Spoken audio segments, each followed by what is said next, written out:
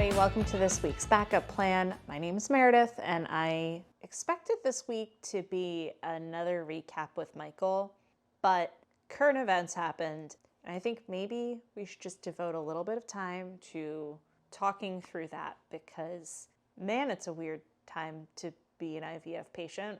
Before I get to talking about those things, I just want to go over a couple of timeline issues where we're at right now. So since Michael has gone home, he's gotten the results from his testing that he did last week. So if you listened to last week's episode, you would know that Michael was here. He froze sperm for the IVF, and it is just sitting in a freezer waiting. It got tested beforehand. His blood got tested. His urine got analyzed. Everything's good. Everything's great. Everything looks wonderful. So I was really excited about that. I will say last week, my hormones were wild. Like, I was just at the end of my period while he was here, and I had all this like crazy hormonal acne happening. If you go on YouTube and watch last week's episode, like I had this enormous, like it looked like a mole on my chin. It was a zit that was so big. And that's all finally calmed down, but like my boobs were really tender. My mood was kind of wild. Like a lot of different things were happening. I feel like my body knows that something is coming. And it's just doing its own little hormonal freak out, which so sweet. We love that for her. Yeah, so it was a wild week to be running around town and doing all these doctor's appointments and then also like clutching my chest because it just hurt so much all of the time. So I really felt like I was in a hormonal place. What else is new in my life? I just got this new couch that I'm sitting on, which I'm very excited about. I was like, I want to record this on my new couch. And if you're watching the video, you can see this little cat butt over here. He really likes this spot where he can watch me come through the hallway. He's back there. He's just truly lounging, the little king that he is. Now, I would have been starting IVF this week. Egg retrieval would have started this week. Pretty sure I'm ovulating. I haven't done a test or anything because it doesn't really matter right now. Instead, as you guys all know at this point, I'm going in for foot surgery. That's on Friday. I could not be more excited about it. Like, I don't think people are often excited about surgery, but I sure as hell am. And, you know, they're prepping me for it and they're like, it's going to be numb. You're going to lose feeling there. And the cat is playing with the fake plant I have in the corner. He's hungry. This is my mistake for recording at his feeding time. I love this boy. Ow. So the doctor told me I'm going to lose feeling in that foot. It's going to be numb. And I was like, you're saying that like it's a bad thing. My foot hurts so bad all the time. To lose feeling in it is going to be an absolute fucking blessing. And to not feel that bump, like I'll put the picture on screen again if you're watching on video. You can see where the pain has been. It's like I keep stepping on a toe. It's as big as a toe bone, this like inflamed nerve. So gross. Get it out of here. It's going to be gone Friday at probably about 6 a.m. is when it's going to be excised out of my foot. So if you want to pour one out for me at that moment, well, not for me. Pour one out for the nerve. Will not miss her, but man, she let her presence be known. So these are all my notes of things I have to talk about regarding IVF. I am 1 month out. And because I was going to start this week, I actually got a whole bunch of stuff in the mail. So the way that Kindbody assists you through the process, you work with an app called Pixel. And I guess that's going to help me keep my meds timed appropriately. And there is a pharmacy that I'll work with called Schrafts.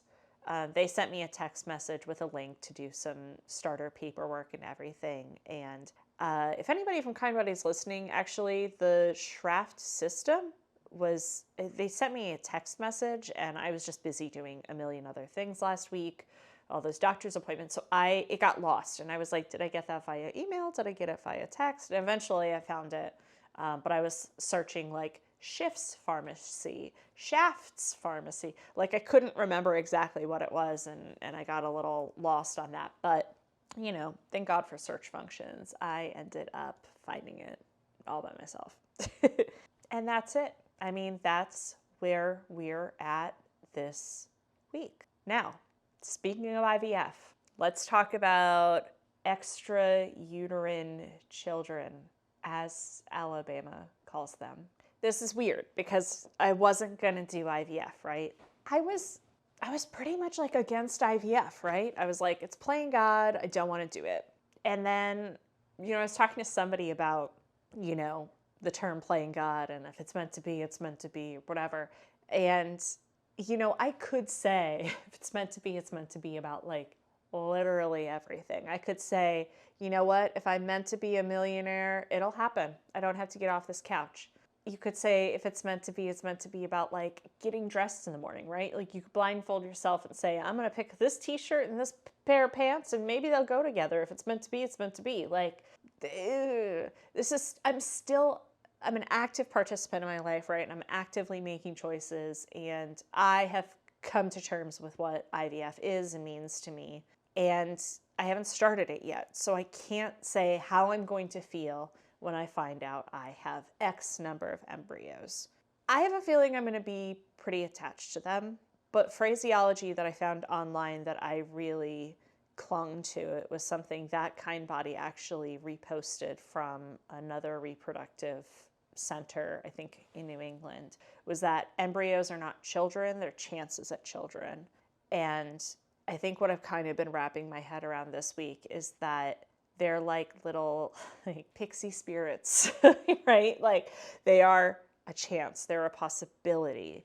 They're not children, but they're still special. And for those of you that don't know, this all came about because of a wrongful death suit. I think it was 2 different wrongful death suits, and I think it was 3 different couples that this happened to in Alabama. I had a hard time finding like the beginning of the case, because when you look it up now, it's just everybody's reaction to what the Alabama Supreme Court had to say about, what their edict was coming down on this. So from what I understand, there was a kerfuffle in the lab, and that's not the right word. It's rather diminutive, but somebody dropped a tray and it had embryos on it, I guess for these 3 couples, and they filed a wrongful death suit. And it's difficult because what I have gone through up until this point has been a lot. What I'm about to go through in a month is a lot. Even the extracurricular things around everything that I'm doing in preparation of like, let me go get this thing excised out of my foot. Let me start watching what I'm eating. Let me stop drinking. Let me start taking these supplements. Let me order a new couch, because the couch I had before, trust me, is like, that's a college couch and I'm almost 40. Like I needed like a grown-up couch. Just different ways that as I'm planning my life, I'm planning it around this thing that's going to happen. And I cannot imagine how I would feel if I got to a point where I had embryos created and ready to go and a stupid mistake threw it all down the toilet. I would be really mad. And I think that those people, I don't even know if it's couples, maybe it's somebody like me, who's doing it on their own. I would be horrified if I lost that, because you don't know what the chance was going to be that was going to be your baby. And I mean, you could say, what's meant to be is meant to be, and that wasn't meant to be. But the way that I've had to prep, hey, new sofa, and the cats are scratching it. It's only been here a couple hours. I think that the people who lost those embryos are due some sort of compensation. Like, I think they're due something. I don't begrudge them for having taken that road to seek some kind of compensation. And that's me not knowing the basis of the whole thing, right? Like, I don't know if perhaps the reproductive center did offer them that. I don't know. Maybe some right-wing nut job was like, this is the way to really get into the reproductive rights bullshit that they're like looking to topple. I don't know, but what I can say as somebody who's in the middle of this thing, like, if you lost embryos due to a mistake that was not yours, that you entrusted this clinic to handle, you're due something. But not this. This is a fucking mess. I've read a lot of different articles about it. And, you know, I posted on my Instagram channel. I said, like, if you have any thoughts or feelings, like, just let me know. And I got a couple responses, and it was all pretty much the same, that, like, utterly disgusting and so sad. I've got a lot of feelings about it, a lot of anger. The right wants more babies by restricting who has babies. If embryo disposal is killing, then call me a murderer. This was a good one that I would be very interested in hearing his point of view. Mike Pence's 3 children are apparently via IVF. So where is he at? What's he thinking? I'm gonna have to look that up. And somebody else wrote in and asked what happens to embryos if there is a divorce, who pays for them if someone passes away. That's all stuff that's handled in legal agreements that you do before you get into all of this. Like, you really have to spell out. And with Kindbody, it was pretty simple. I've been pretty straightforward about my feelings on this, that if there are embryos that I'm not going to be able to use, then for me, it's a scientific research thing. When my dad was really sick with cancer, it was really important to him to go to see a doctor who did medical research so that at least his plight was used for something good. And that's kind of the same mindset I have here, where if there are embryos that I create that I'm not going to use, I would like it to kind of feed back into the system, this like learning loop where we can, you know, benefit in some way as a people moving forward. So that's kind of where I'm at with that. But there have been fights over embryos. Sofia Vergara was a big one, where her ex-husband tried to take control of them and that. So it's a really complicated thing. And to boil it down to, oh, it's just a child and everybody's chance of life, whatever. Like, it doesn't work. That doesn't work. And I think I would have had different thoughts about all of this if I wasn't going through it. I can't believe that as I'm deciding to do this is when it's all coming out like this. So I did read some really interesting articles that I will link below. There was one in NPR, and NPR is always like North Star, right? About how, first of all, the ruling could spread to other states. That's always a concern. I'm really glad I'm in California, where it's kind of a given that there are medical rights for women, but there are right-wingers that do try to sway politics one way or another, and that scares me. I want to be able to do what I'm about to do as quickly as I can so it doesn't become an issue, but you just never know, because then what if I have embryos that are sitting in a freezer? This one article, it said, so this was in NPR, a woman named Mary Ziegler, who's a law professor at the University of California, Davis, brought up that it could open up the possibility that you would have to implant every embryo that is created in the IVF cycle. So it says, normally extra frozen embryos that aren't transferred into a uterus are stored, donated for research, or destroyed. But Ziegler said it's still not clear if donation or destruction are still legal options under the Alabama ruling. If that's the case, she says providers in the state might feel the need to create only one embryo per IVF cycle.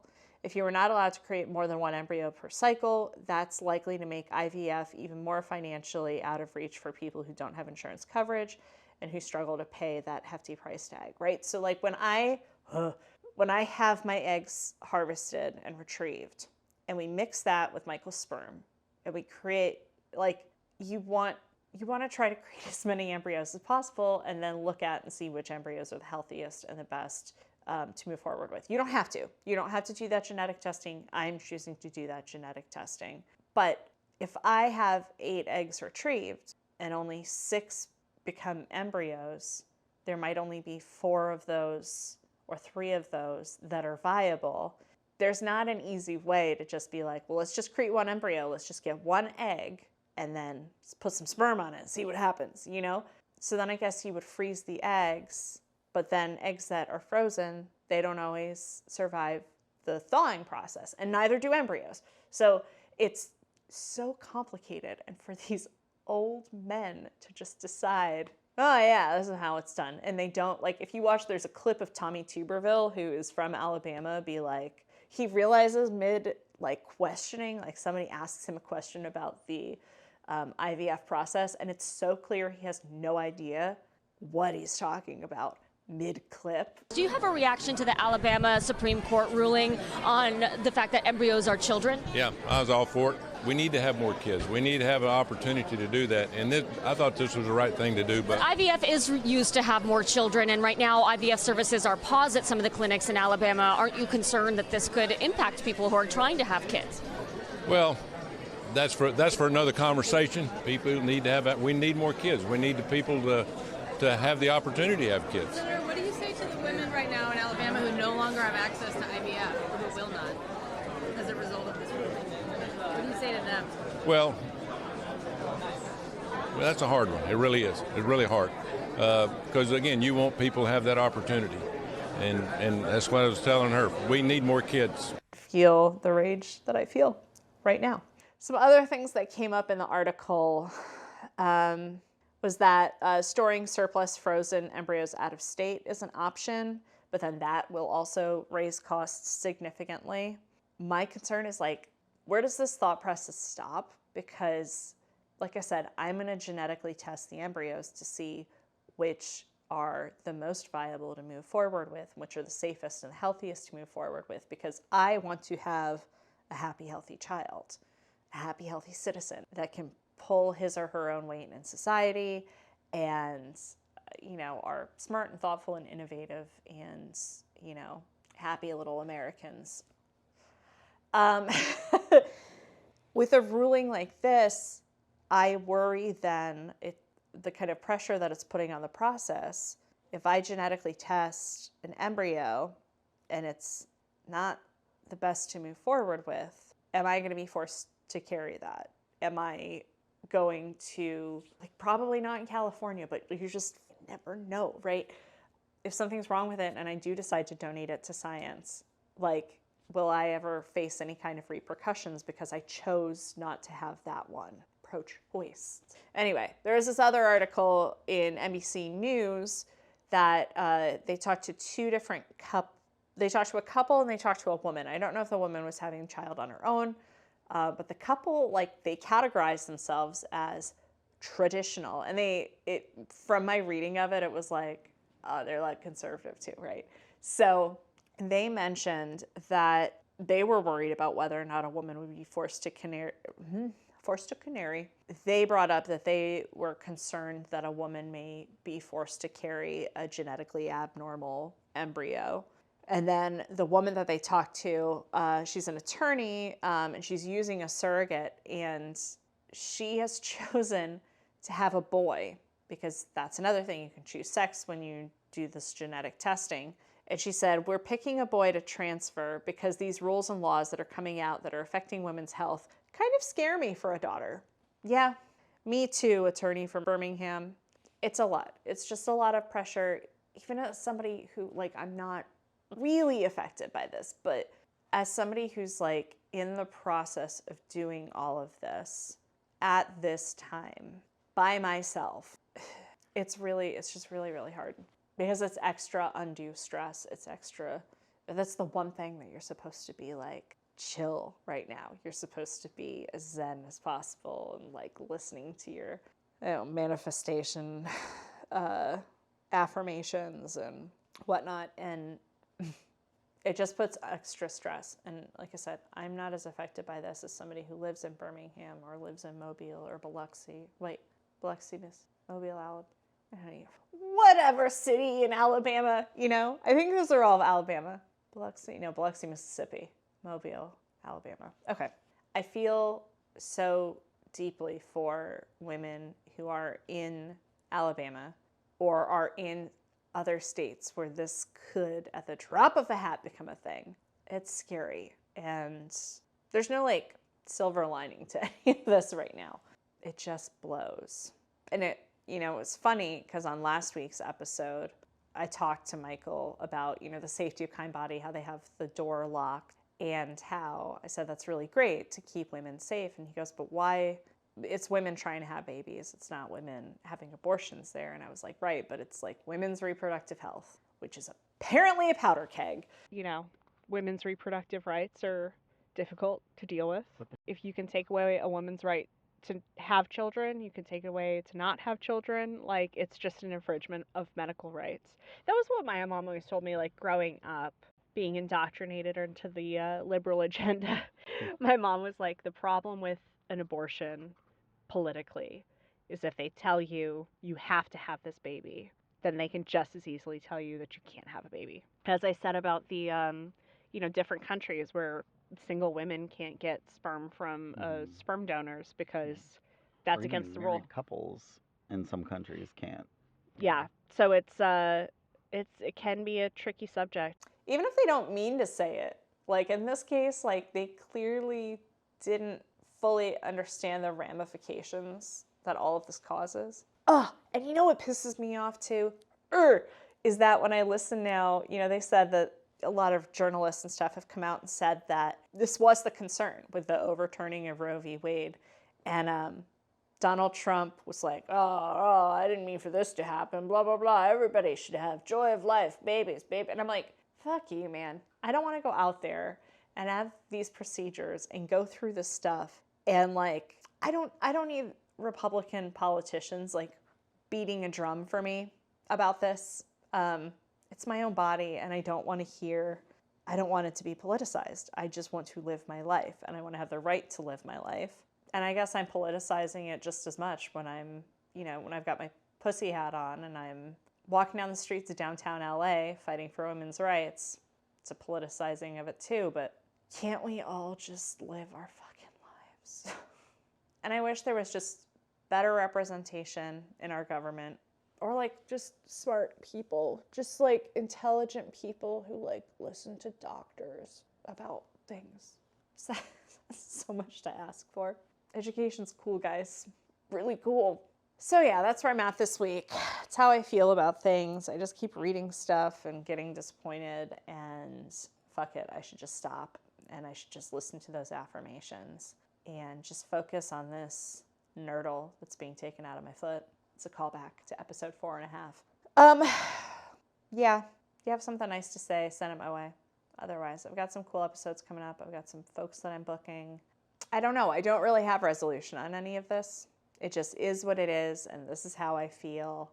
And I just pray to my pagan gods that everybody who is seeking these procedures in states that are shaky get what they want, and that it goes okay, and that money and time and emotions aren't wasted.